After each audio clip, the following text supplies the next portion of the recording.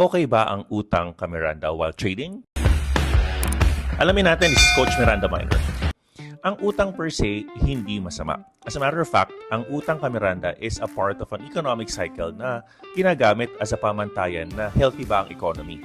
The borrowing cycle can be pumped by the Federal Reserve or the Bangko Sentral decreasing the interest rates mga kamiranda, therefore allowing more borrowing to happen from an economic standpoint, institutions, retailers, etc.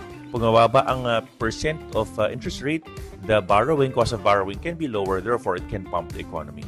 Pero kailan nagiging masama ang pangungutang? Kung hindi ka nagbabayad.